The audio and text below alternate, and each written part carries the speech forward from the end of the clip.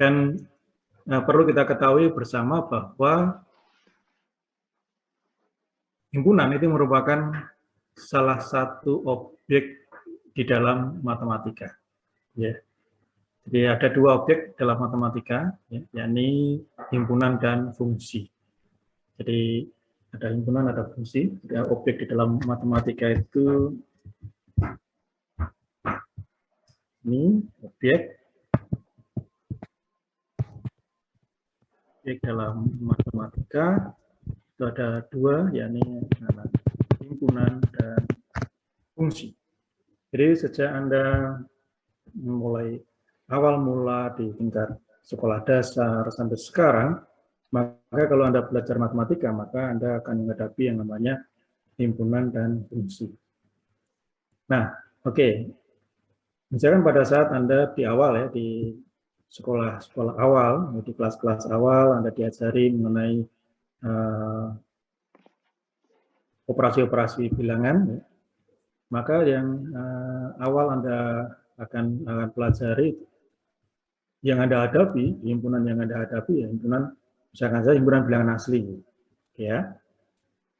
Kita tahu bilangan asli 1, 2, 3, dan seterusnya.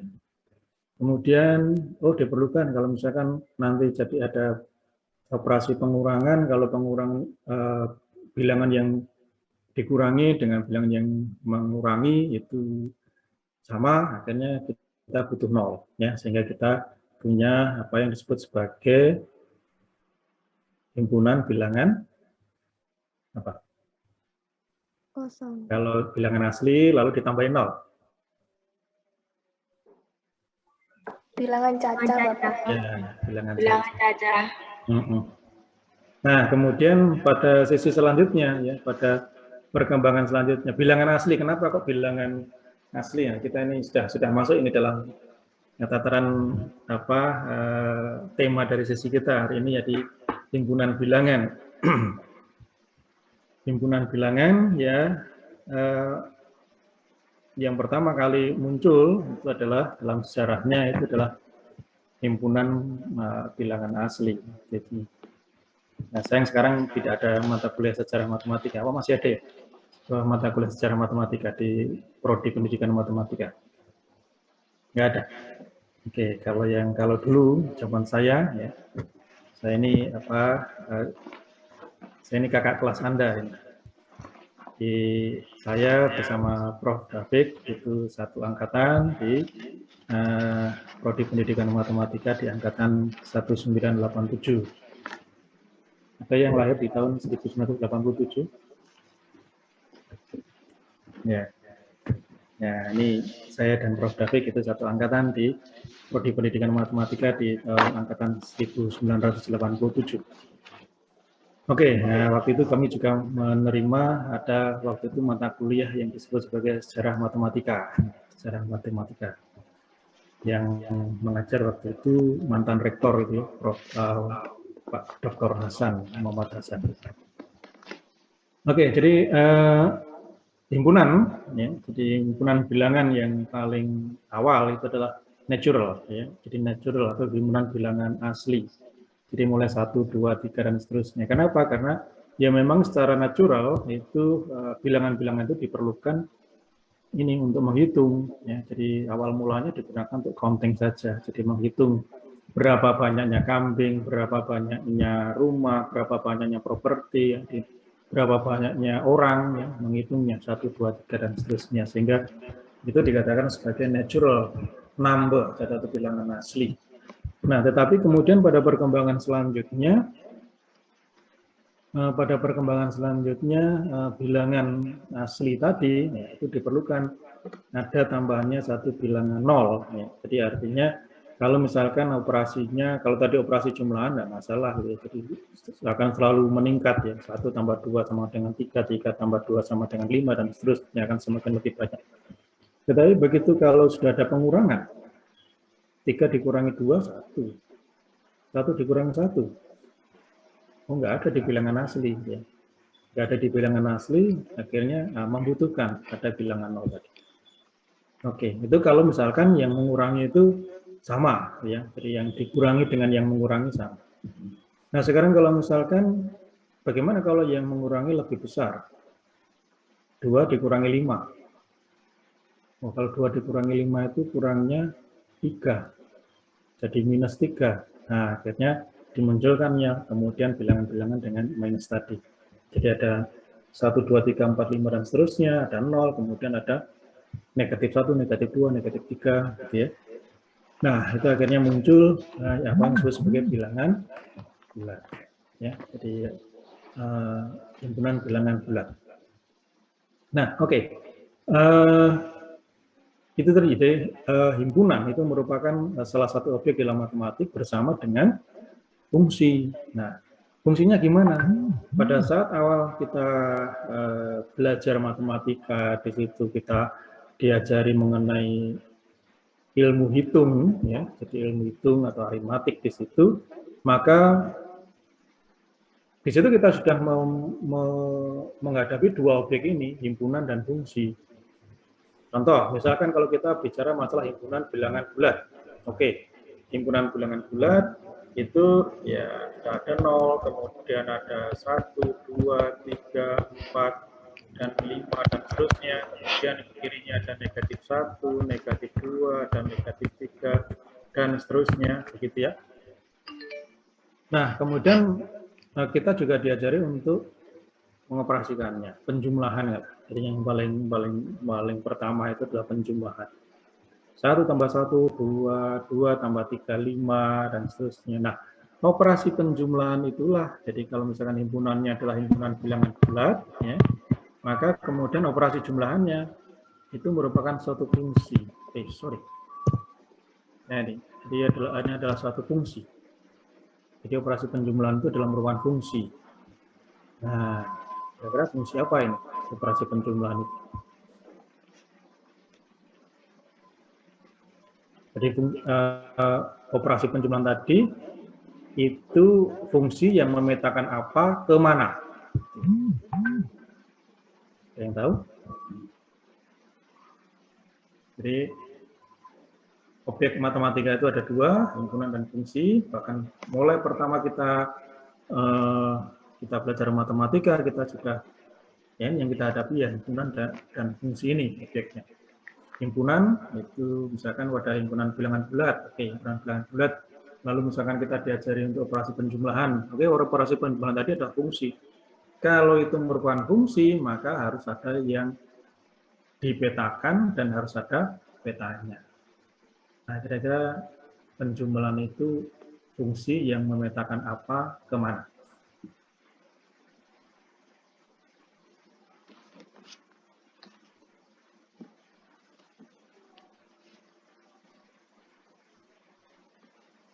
Atau mungkin ada yang sudah mengenal operasi penjumlahan itu termasuk operasi apa?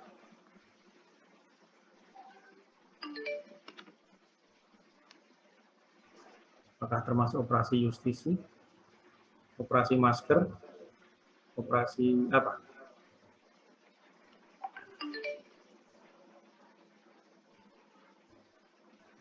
Mungkin ada yang sudah mengenal mengenai, dan saya pikir ini sudah lazim ini di matematik ini. Kalau kita mengenal apa yang disebut sebagai operasi net atau operasi net.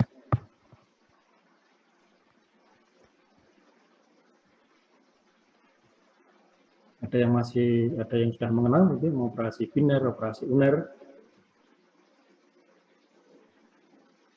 Nah, ini adalah suatu fungsi, ya. Dari operasi jumlahan adalah suatu fungsi yang kalau misalkan kita kalau dia fungsi, kalau namanya fungsi itu kan dia akan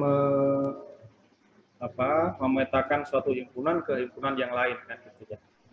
Jadi kalau yang namanya fungsi itu akan memetakan satu himpunan ke himpunan yang lain. Coba saya cari di whiteboard-nya aja. Oke, jadi himpunan ya, kita tahu bagaimana himpunan tadi Anda sudah bisa ini objek, ini jadi objek matematika. itu ada himpunan, dan Anda sudah sangat bagus untuk mendefinisikan mengenai himpunan tadi, ya, jadi bahwa itu adalah suatu kumpulan, ya, adalah objek-objek dalam yang nantinya bisa dibedakan antara anggota dan bukan anggota. Itu adalah karakteristik himpunan di dalam matematika. Kemudian objek yang kedua dalam matematika adalah fungsi. Nah, kalau fungsi ini berarti itu suatu aturan pemetaan yang membawa himpunan ke himpunan yang lainnya. Suatu aturan atau pemetaan yang menghubungkan antara satu himpunan ke himpunan yang lain dengan aturan tertentu. Itu fungsi. Nah, sekarang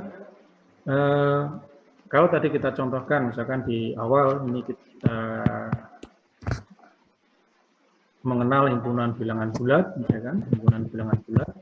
Kemudian kita diajari untuk operasi jumlahan di situ, maka operasi jumlahan seperti ini.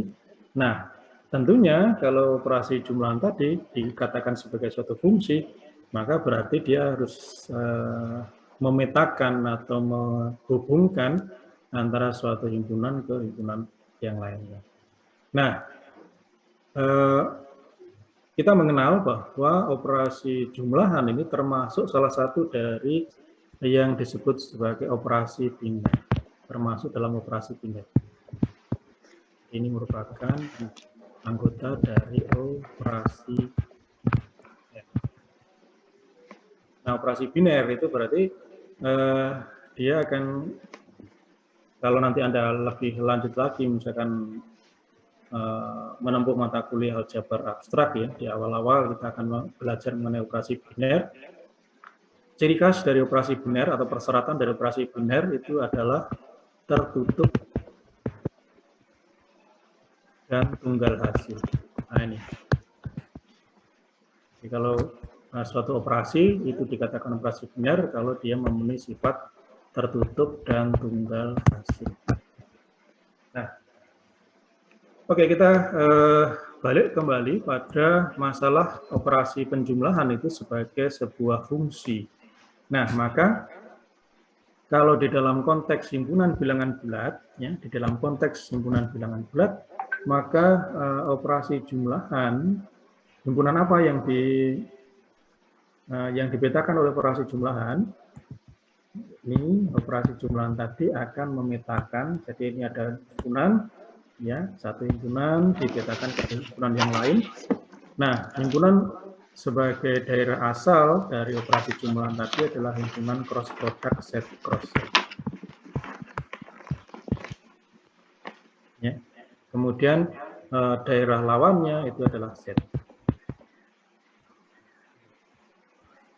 Oke, jadi operasi jumlahan ini merupakan sebuah fungsi, dan tadi dikatakan sebagai operasi biner juga. Nah, sebagai fungsi, maka dia memetakan himpunan set cross set ini kepada himpunan set. Nah, jadi himpunan perkalian himpunan bilangan bulat dan kepada bilangan bulat. Set cross set itu apa? Nah, itu kan perkalian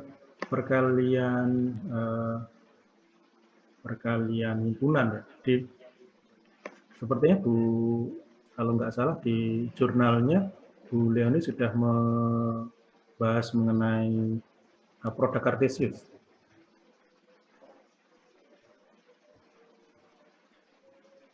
Ada atau belum?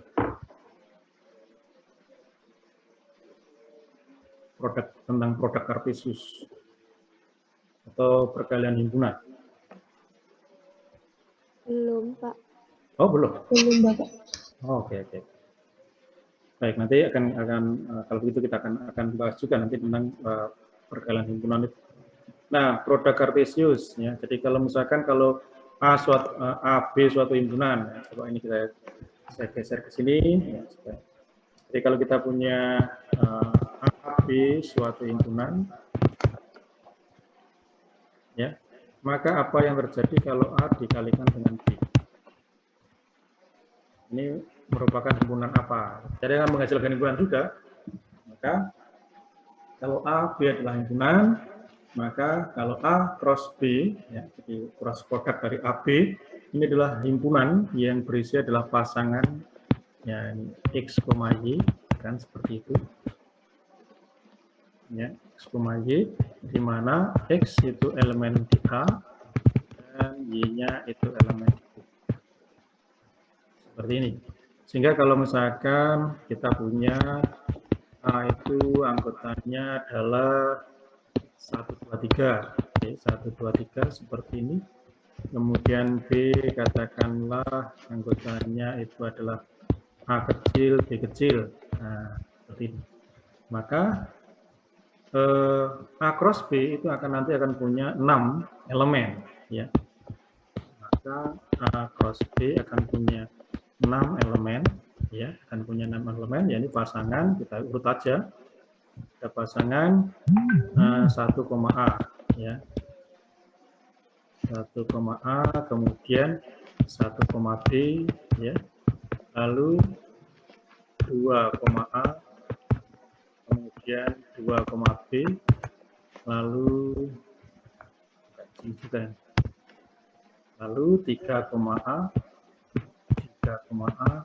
kemudian 3, B. 6. Jadi ini definisi dari produk, ya. Jadi produk dari dua himpunan. Nah, implementasi dari produk himpunan nanti akan luas juga, akan banyak nanti pada kalau kita misalnya salah satu contohnya kalau misalkan kita nanti ada masuk dalam kode-kode biner, ya, 10, 10, 10 dan seterusnya itu, ini adalah suatu implementasi dari konsep produk kartesius semacam itu. Jadi itu ya, jadi sudah paham. Jadi artinya kalau A B himpunan, maka A cross B itu isinya adalah pasangan X, Y, di mana X-nya anggota A dan Y-nya anggota B. Ya, saya kira tidak terlalu sulit. Nah, kita kembali ke sini. Nah, sehingga kalau misalkan yang terjadi bahwa operasi penjumlahan ini merupakan sebuah operasi atau suatu fungsi yang membawa himpunan, memetakan himpunan Z cross Z kepada Z, ya, himpunan Z di mana Z adalah himpunan bilangan bulat. Nah, bagaimana dia memetakan? Ya, jadi kalau Z cross Z berarti kalau Z cross Z kan berarti ini, ya. Jadi kita tahu bahwa Z itu anggotanya adalah misalkan -3, -2, -1, 0, 1, 2, 3 dan seterusnya.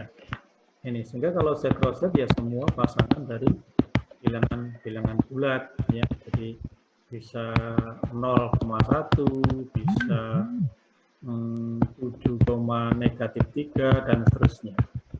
Gitu ya. Sehingga kalau begitu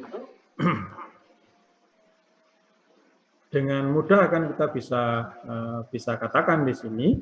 Saya katakan di sini kalau misalkan operasi jumlah sebagai fungsi tadi ini membawa misalkan kalau kita punya pasangan 1,3, ya, 1,3, maka 1,3 ini akan dibawa kepada 4, atau mungkin juga 4,0 boleh, 4,0 juga akan dibawa ke dalam peta yang sama, 4. Atau kita punya misalkan -2 dan 3, ya, maka ini akan juga dibawa ke 1. Itu ya. Kemudian apalagi? Misalkan kita punya 5 dan -4, ini juga akan dibawa ke -1 dan seterusnya. Ini masih banyak. Jadi seperti itu. Sehingga dari sini Anda sudah mulai paham, berarti operasi jumlah kan gitu jumlah, ya. Jadi sehingga kalau kita nyatakan ini dalam proses jumlah, ya, jadi kita ilustrasikan ke jumlah, maka kita akan mendapatkan di sini 1 ditambah 3 itu adalah 4. Kemudian 4 ditambah 0 itu sama dengan 4. -2 ditambah dengan 3 itu sama dengan 1. Kemudian 5 ditambah dengan -4 itu sama dengan 1 dan seterusnya. Ya, ini. Nah, ini yang kemudian dari konsep konsep fungsi tadi, maka akan menjadi seperti ini, dan ini sehingga di sini disebutkan bahwa operasi jumlahan tadi merupakan operasi biner, ya, termasuk dalam operasi biner. Banyak operasi yang lain yang termasuk juga operasi biner, tidak hanya operasi jumlah. Oke. Nah, operasi biner, nah dia punya karakteristik yang pertama adalah tertutup. Tertutup. Apa itu makna dari tertutup? Tertutup ini seperti ini. Jadi kalau misalkan kita bilangan, ini kan tadi skopnya pada bilangan bulat ya. Nah, kalau bilangan bulat ditambah dengan bilangan bulat, hasilnya juga tetap anggota bilangan bulat. Ya, ini bilangan bulat, ini kemudian ini juga bilangan bulat, maka hasilnya adalah bilangan bulat. Ini makna tertutup. Ya. Jadi kalau misalkan X, Y, ya, ini anggota pada bilangan bulat, ya, pada himpunan bilangan bulat, maka X ditambah Y juga tetap berada di dalam bilangan bulat. Ini makna tertutup. Nah, kemudian yang berikutnya, ya, ini tertutup dan juga tunggal hasil. Sebetulnya enggak jelas. Tunggal hasil. Nah, tunggal hasilnya itu gimana? Jadi ini karena merupakan suatu fungsi ya tadi, yang merupakan suatu fungsi, maka setiap pasangan yang di sebelah kiri ini selalu akan dipasangkan dengan tepat satu elemen di sebelah kanan. Ya, karena merupakan fungsi tadi. Ya, jadi 1,3 akan pasangannya pasti 4. 4,0 itu pasti akan dipasangkan ke 4. Negatif 2,3 ini akan selalu ke 1. 1,2 akan selalu ke 3. 2,3 akan selalu ke 5. Ya, jadi itu tunggal hasil. Nggak ada misalkan sekarang 1,3, 4, kemudian besok 1,3 ke 5, nggak bisa. Ya, selalu kapanpun, dimanapun, ya. Kalau 1,3 itu akan selalu dipetakan ke 4. Nih, jadi itu tunggal hasil. Jadi tidak pernah ada hasil yang lainnya. Dari dulu 2 ditambah 3 ya selalu 5. Ya. Kemudian 7 ditambah 8 ya selalu 15. Ya. Nggak pernah berganti hasil. Ya. Jadi selalu hasilnya sama. Itu tunggal hasil. Sehingga dengan demikian operasi penjumlahan ini juga dikategorikan sebagai operasi biner. Ya. Jadi itu intinya. Nah, kemudian sampai ke sini pun kita juga banyak menggunakan ini. Ya. Jadi objek matematika tadi, objek matematika yang selalu akan berfokus pada himpunan dan fungsi. Sampai misalkan sekarang, misalkan Anda jadi mahasiswa pendidikan matematika, Anda belajar matematika, objek-objeknya ya selalu himpunan dan fungsi. Gitu ya. Oke, saya belajar geometri sekarang. Oke, sekarang. Kalau Anda belajar geometri, maka himpunan yang Anda hadapi adalah himpunan dari bangun-bangun data, bangun-bangun ruang, ya, kemudian bangun yang berdimensi, nah seperti itu. Nah, kemudian dalam bangun tadi ada, tentunya bangun-bangun datar tadi akan merupakan sebuah himpunan dari vektor-vektor, himpunan titik, himpunan vektor, gitu ya. Nah, kemudian operasi binernya gimana? Operasi binernya ya ada penjumlahan vektor, ya. Jadi vektor A ditambah dengan vektor B, ya, ini kan vektor A, misalkan sini, kemudian vektor B sini, maka bagaimana hasil jumlahannya? Jumlahannya seperti ini. Nah, ini adalah vektor A ditambah dengan vektor B dan seterusnya. Jadi operasi penjumlahan dalam vektor itu juga merupakan sebuah fungsi. Ya, sebuah fungsi yang nanti juga akan merupakan sebuah operasi biner. Ya, dua vektor itu selalu, misalkan vektor-vektor yang dijumlahkan adalah vektor-vektor yang ada pada bangun datar misalkan. Ya, hasilnya juga vektor-vektor yang ada dalam bangun datar itu, dalam ruangan itu. Ya.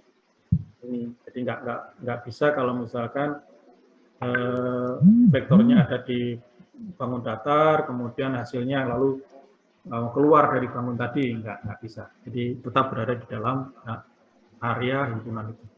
Tertutup, kemudian tunggal hasil, ya, jadi tetap sama. Jadi sehingga dengan operasi jumlahan di dalam penjumlahan vektor itu juga merupakan operasi binary.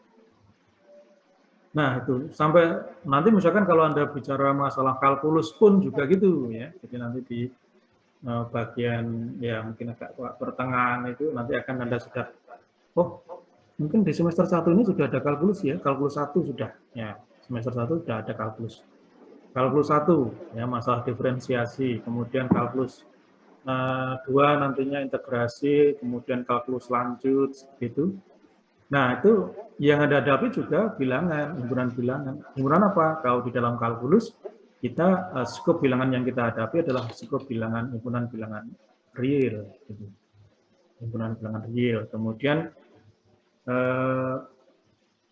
nanti dalam skop himpunan bilangan real tadi, fungsi-fungsi yang kita hadapi itu juga fungsi-fungsi real. Ya. Hanya saja sekarang himpunan yang kita hadapi lebih kompleks lagi ya dalam kalkulus. Himpunan yang kita hadapi tidak hanya hanya satu himpunan tunggal saja, himpunan bilangan real enggak, tapi juga himpunan fungsi-fungsinya, gitu ya. Jadi himpunan fungsi-fungsinya.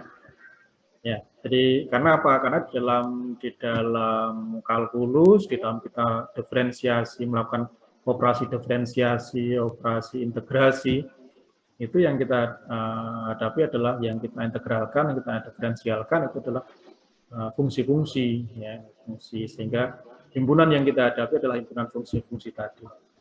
Ya, kemudian fungsi-fungsi tadi ada yang dioperasikan, dijumlahkan, dikalikan, kemudian dibagi, itu sama, ya. Jadi fungsinya di sana.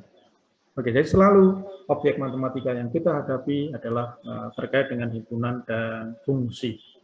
Itu ya, sehingga dengan demikian kalau misalkan kita Anda akan Anda membahas mengenai atau mempelajari ilmu matematika yang lebih advance lagi, maka kembali lagi jangan melupakan himpunan dan fungsi. Ya, nah, karena pernah terjadi juga ini ya dalam satu ujian disertasi ya, sudah ya statusnya sudah mau doktor ini, sudah mau doktor, diuji, lalu ditanya mengenai bilangan rasional. Apa itu bilangan rasional? Nggak bisa jawab. Ya. Padahal itu adalah suatu konsep himpunan yang paling dasar, ya, di konsep himpunan bilangan. Ya. Nah, ini sudah belajar, sudah mempelajari, ya, sudah mau doktor, kemudian belajar materi matematika yang dipelajari sudah lebih advance, ya, kemudian dikembalikan lagi ya pada konsep dasar. Apa itu bilangan rasional? Bilangan rasional adalah bilangan yang bentuknya upper B. Nah, lalu apa itu A dan B-nya? Lalu benarkah demikian? Nah, ini jadi konteks-konteks seperti itu yang perlu dipahami. Jadi artinya kita bisa nanti belajar matematika itu lebih advance lagi, tetapi jangan melupakan apa yang landasan dasar itu ya. Jadi landasan dasarnya. Jadi himpunan-himpunan bilangan itu yang perlu kita benahi lagi gitu ya. Sehingga mungkin kita nanti akan dengan diagram lattice kita akan bisa tahu bagaimana struktur dari himpunan-himpunan bilangan itu, sehingga kita tidak lagi akan bicara misalkan ya nanti akan lebih banyak lagi misalkan kalau di aljabar abstrak ya, di aljabar abstrak nanti di mata kuliah itu nanti akan di teori ring ya, di teori ring ya, jadi terkait dengan masalah topik field quotient nanti itu akan jadi pada topik struktural aljabar itu ada yang namanya nanti ada yang field misalnya kurang bagus.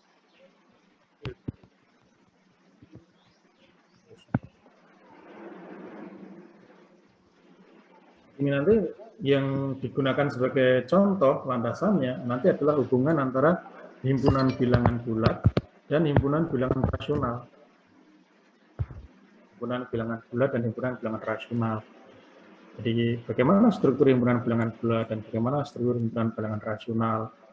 Nah, selama ini kan kita coba kalau misalkan bagaimana relasi antara himpunan bilangan bulat dengan himpunan bilangan rasional.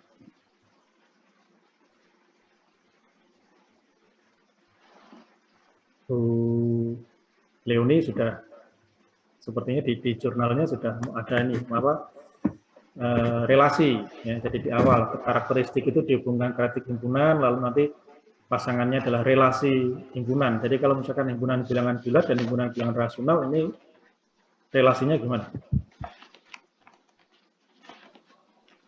Mohon izin menjawab, Bapak. Ya silakan, langsung aja. Iya, menurut saya bilangan bulat itu merupakan himpunan bagian dari bilangan rasional. Jadi saya boleh berikan gini ya. Begini. Iya, Bapak. Iya kan? Oke. Ya.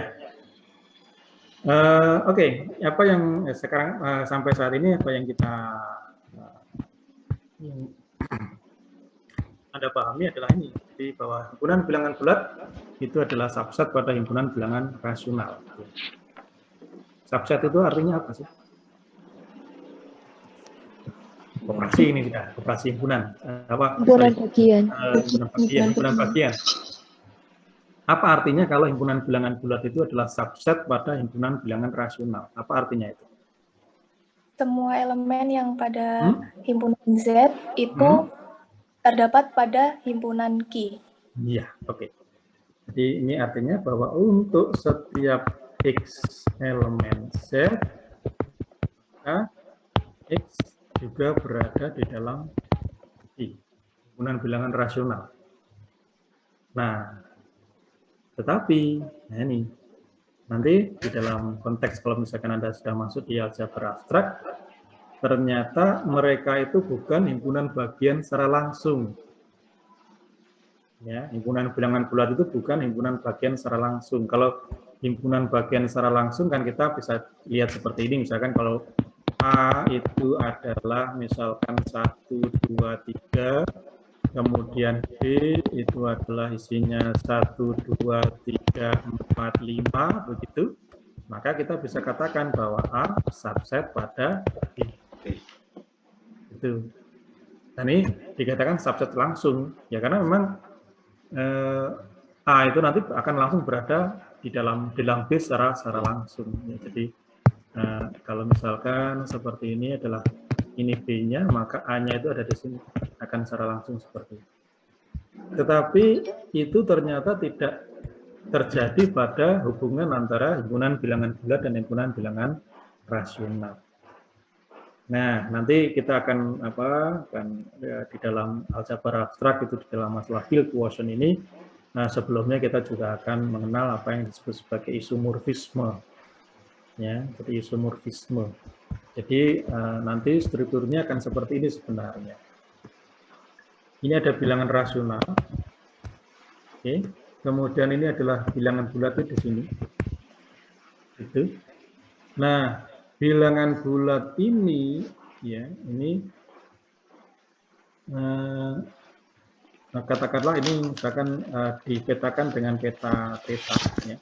Di mana theta Z itu yang merupakan subset langsung pada bilangan rasional.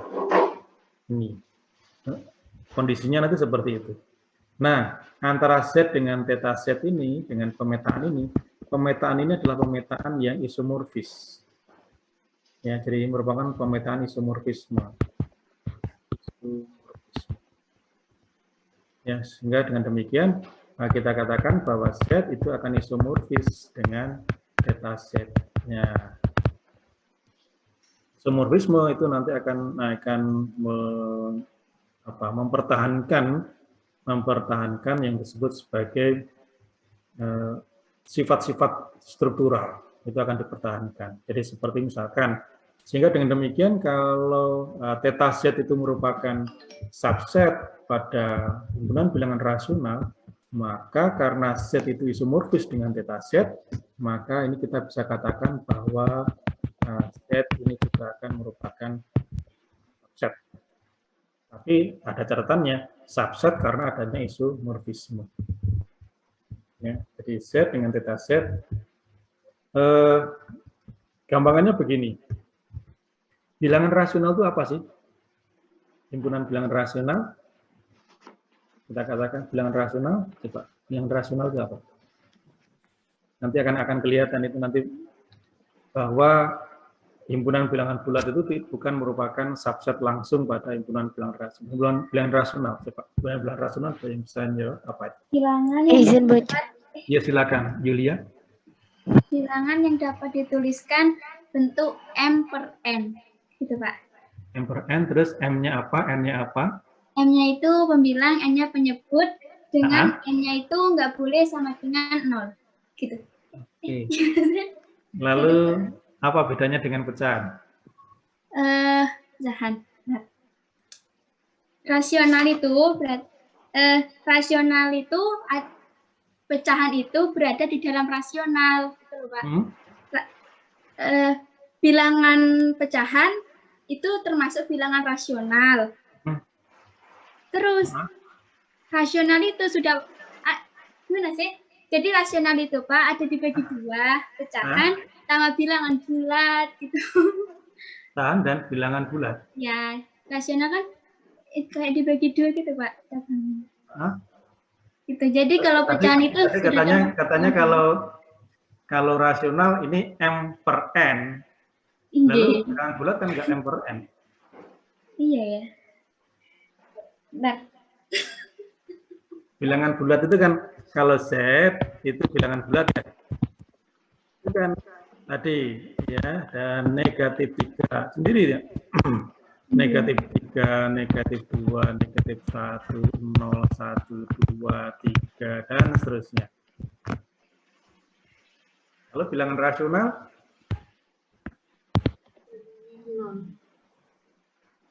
bilangan rasional tidak boleh ada nolnya, Bapak. Tidak boleh ada nolnya? Boleh. Boleh. Bilangan rasional terdiri dari bilangan bulat dan bilangan pecahan. Bilangan bulat dan bilangan pecahan. Benar. Pak, kata saya. Nah, kemudian enggak, soalnya gini, yang tadi yang ya Yulia katakan tadi, ini hampir masuk di sini mengenai definisi bilangan rasional. Himpunan bilangan rasional. Bilangan rasional itu adalah himpunan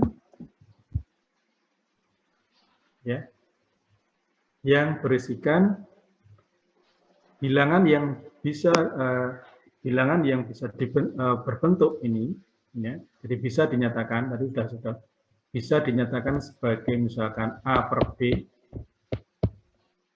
begitu ya. Jadi bilangan rasional adalah bilangan yang bisa dinyatakan dalam bentuk A per B sedemikian hingga A dan B itu berada dalam bilangan bulat, dan yang penting, dan B-nya tidak boleh sama dengan 0.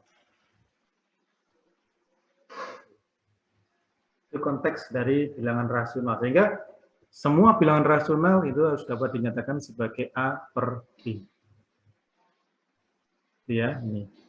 Ya, nanti akan lalu kalau misalkan A per B itu berarti gimana itu A per B? Nah, ini yang tadi kita katakan bahwa kalau begitu himpunan bilangan bulat itu tidak secara langsung itu menjadi subset pada bilangan rasional. Ya, jadi ini tadi subsetnya karena ini. Ya, karena adanya isomorfisme. Ya. Nih, jadi kalau misalkan kita lihat sini himpunan bilangan bulat ya. Himpunan bilangan bulat. Ini ada 0, ada negatif 1, ada negatif 2, ada negatif 3 gitu kan. kemudian ada dan seterusnya ya. Ini ada 1, ada 2, ada 3 dan seterusnya. Ini dan bilangan bulat. Nah, sementara kalau di dalam bilangan rasional, nah ini lebih luas lagi. Lebih luas lagi, misalkan seperti ini. Ada yang ini 0/1. Ada -1/1. Kemudian ada -2/1. Ada -3/1. Kemudian ada 1/1. Ada 2/1. Ada 3/1 dan seterusnya. Nah, ini yang kita sebut sebagai, nah yang di sini aja, yang di sini saja. Nah, di sini ini yang kita sebut sebagai tadi theta set tadi. Nah, ini adalah theta set yang merupakan himpunan bagian langsung dalam himpunan bilangan rasional. Yang lainnya banyak, yang jadi misalkan ada -3/2 atau 2/3, atau ada juga 1/2, ada 2/4, ada 3/5 dan seterusnya. Nah, tapi yang untuk bilangan bulat nanti mereka akan isomorfis dengan yang ini, dengan theta set. Itu. Ya, sehingga dengan demikian himpunan bilangan bulat itu bukan merupakan subset langsung ya, sebagaimana seperti misalkan ini A dan B ini. Ya, kalau ini subset langsung nih. Jadi kalau A-nya 1 2 3, B-nya 1 2 3 4 5 ya berarti oke.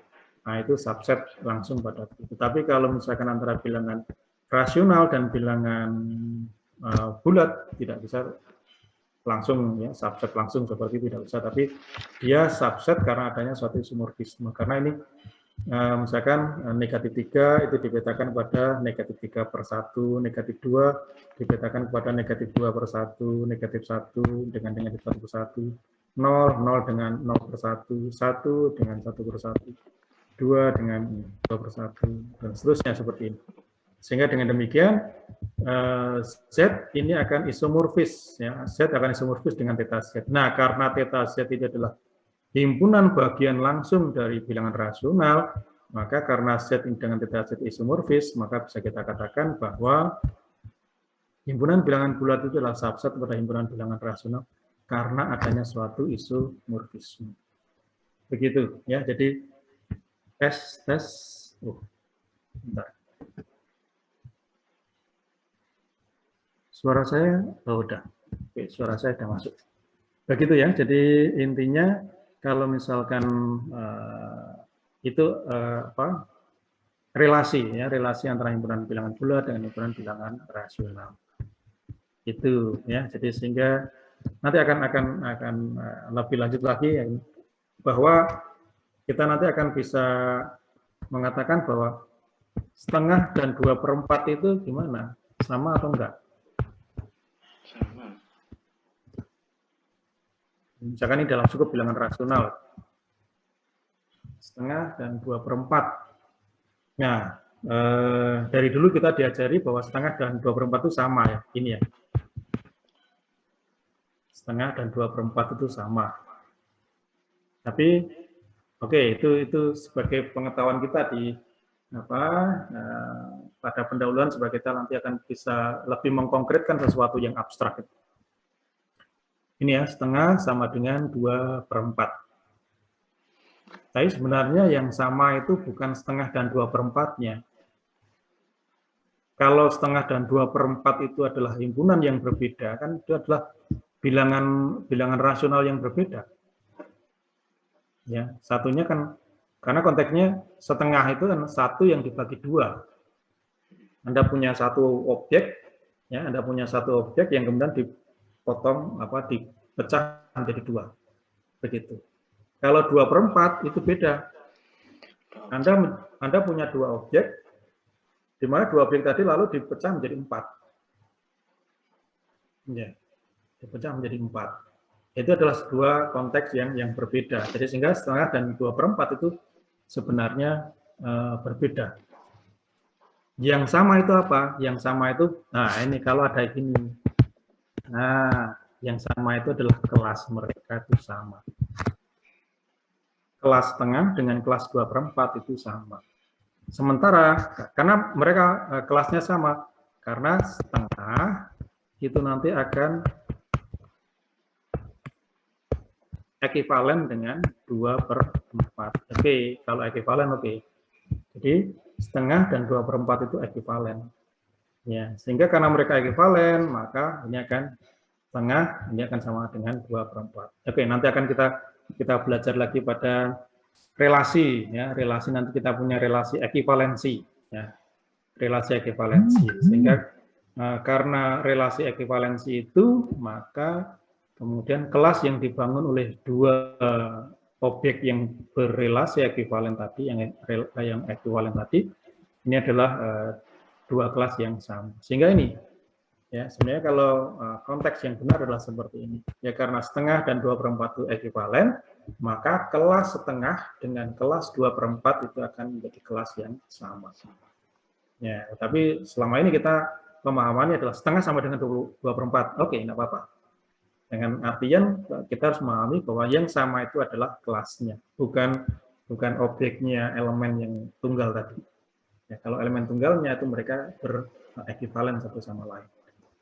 Oke, itu terkait dengan objek-objek bilangan ya. Jadi intinya itu, saudara, jadi bahwa apa yang kita pelajari, ya kita dalam matematika, objeknya itu adalah objek himpunan dan fungsi. Ya, jadi objeknya adalah himpunan dan fungsi, sehingga kalau himpunan dan fungsi, lalu kita nanti akan bicara lebih lanjut lagi tentang bagaimana fungsinya, bagaimana himpunannya, sehingga dengan demikian kita akan selalu fokus di situ. Dan jangan lupa, apa yang Anda pelajari dengan Bu Leoni itu akan Anda pakai terus, ya ini. Kenapa? Itu adalah logika matematika. Logika matematika. Di situ Anda bagaimana merumuskan atau memutuskan itu pernyataan ini benar atau salah, kemudian bagaimana nilai kebenarannya, mana itu tautologi, mana itu kontradiksi, lalu bagaimana implikasi itu bagaimana, ya. Jadi sehingga dengan demikian kalau misalkan kita memahami logika tadi, maka untuk selanjutnya kalau di dalam matematika nanti Anda akan banyak menemui adanya definisi, teorema, aksioma, ya. Dan di mana dalam teorema kalau Anda bertemu dengan teorema, Anda harus buktikan teorema itu, ya. Itu teorema tadi kan pada intinya merupakan sebuah implikasi, ya. Jika ini maka ini, nah, jika X maka Y. Nah, maka kalau diketahui X, buktikan terjadi Y.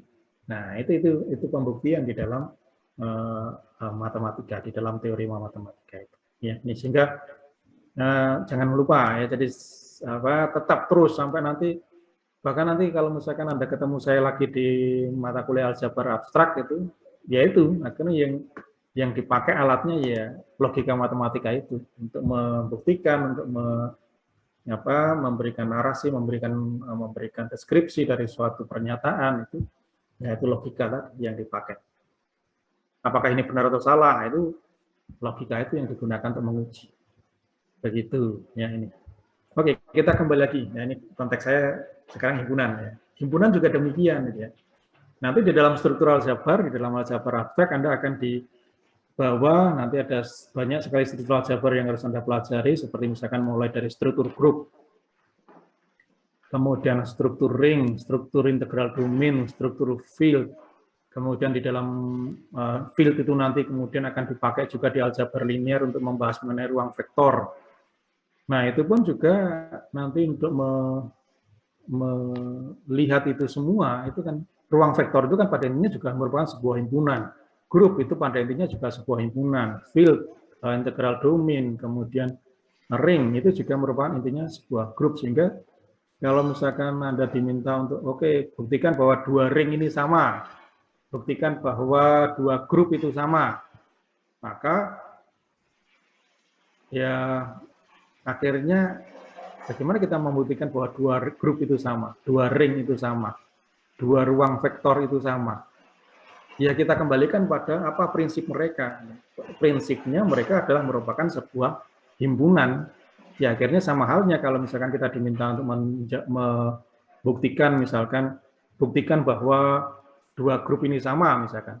Ya akhirnya kita sama halnya kalau kita kembali membuktikan bahwa dua himpunan itu sama. Ya, bagaimana kita membuktikan dua himpunan itu sama? Kayaknya operasi himpunan sudah relasi himpunan sudah diajarkan ini. Dua himpunan yang sama. A sama dengan B, itu kalau A sama dengan B. Kalau A subset dari B dan B subset. Iya, nah, betul. Jadi